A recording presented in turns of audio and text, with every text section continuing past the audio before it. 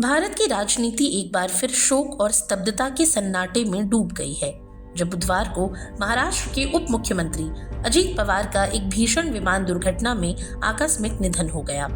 भारतीय नागरिक उड्डयन महानिदेशालय के अनुसार जिस विशेष विमान से अजीत पवार यात्रा कर रहे थे उसमें कुल 5 लोग सवार थे, जिनमें स्वयं अजीत पवार, उनके निजी सहायक, एक अंगरक्षक और 2 अनुभवी पायलट शामिल थे।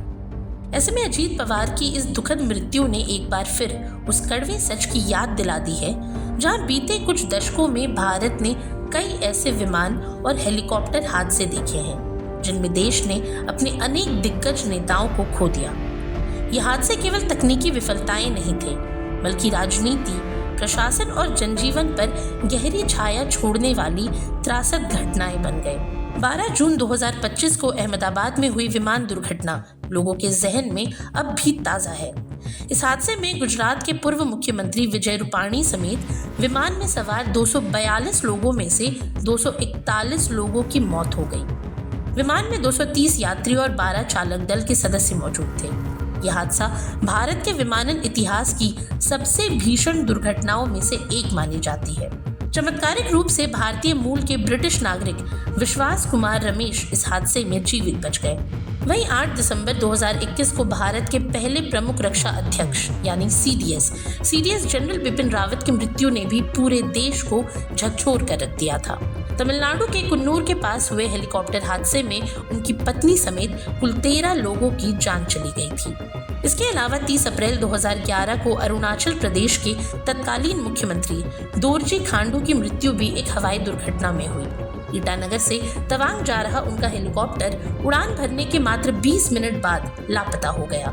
5 दिनों तक चले व्यापक खोज अभियान के बाद अरुणाचल प्रदेश के लुगथांग क्षेत्र में समुद्र तल से तकरीबन 4,900 मीटर की ऊंचाई पर हेलीकॉप्टर का मलबा मिला। इस हेलीकॉप्टर में दोरजी खांडू समेत कुल 5 लोग सवार थे और सभी की मौत हो गई। इसी तरह 2 दिसंबर 2009 को आंध्र प्रदेश के तत्कालीन मुख्यमंत्री वाई.एस. राजशेखर रेड्डी का हेलीकॉप्टर भी आसमान में लापता हो गया। वे चित्तूर जिले के एक कार्यक्रम में जा रहे थे, लेकिन नल्लामाला के घने जंगलों में उनका बेल 430 हेलीकॉप्टर दुर्घटनाग्रस्त हो गया। अगले दिन मिले मलबे ने ये स्पष्ट कर दिया कि इस हादसे में उनके साथ यात्रा कर रहे सभी 5 लोगों की मृत्यु हो चुकी है। ये घटना आंध्र प्रदेश की राजनीति के लिए एक युगांतकारी क्षण साबित हुई। वहीं 31 मार्च 2005 को उद्योग और राजनीति के संगम का प्रतीक रहे ओपी जिंदल की मृत्यु भी एक विमान दुर्घटना में हुई। चंडीगढ़ से दिल्ली लौटते समय उनका विमान उत्तर प्रदेश के सहारनपुर जिले के गंगोह के पास दुर्घटनाग्रस्त हो गया। इस हादसे में उनके साथ हरियाणा के पूर्व मुख्यमंत्री बंसी लाल के बेटे सुरेंद्र सिंह और पायलट की भी जान चली गई। उस समय ओपी जिंदल हरियाणा की सरकार में ऊर्जा मंत्री थे। इसके अलावा कांग्रेस के कद्दावर और लोकप्रिय नेता माधवराव सिंधिया का 30 सितंबर 2001 को निधन भी एक हवाई हादसे में हुआ। कानपुर में सभा को संबोधित करने जा रहे सिंधिया का चार्टर्ड विमान मैनपुरी जिले के पास दुर्घटनाग्रस्त हो गया। इस हादसे में विमान में सवार सभी 7 लोगों की मृत्यु हो गई और देश ने एक युवा ऊर्जावान नेता खो दिया। इसी तरह 3 मार्च 2002 को लोकसभा अध्यक्ष जीएमसी बालायोगी की भी एक हेलीकॉप्टर दुर्घटना में मृत्यु हो गई थी। उनका हेलीकॉप्टर कम ऊंचाई पर उतरने की कोशिश में एक नारियल के पेड़ से टकरा गया। इस हादसे में बालायोगी, पायलट और उनके सुरक्षा अधिकारी की जान चली गई। इसके अलावा भारत की राजनीति के इतिहास में 23 जून 1980 का दिन भी बेहद दर्दनाक था, जब तत्कालीन प्रधानमंत्री इंदिरा गांधी के पुत्र संजय गांधी की मृत्यु एक विमान दुर्घटना में हो गई। सफदरजंग हवाई अड्डे के पास जब यह हादसा हुआ उस समय संजय गांधी स्वयं विमान उड़ा रहे थे। इस हादसे में उनके साथ उनके सह पायलट की भी जान चली गई।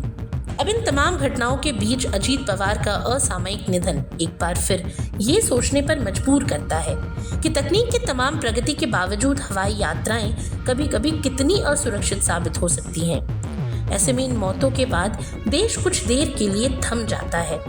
राजनीतिक मतभेद, दलगत सीमाएं और वैचारिक टकराव सब पीछे छूट जाते हैं और एक बार फिर हमें ये याद दिलाते हैं कि जीवन क्षणभंगुर है और हर सुरक्षित वापसी एक वरदान। आज के लिए इतना ही।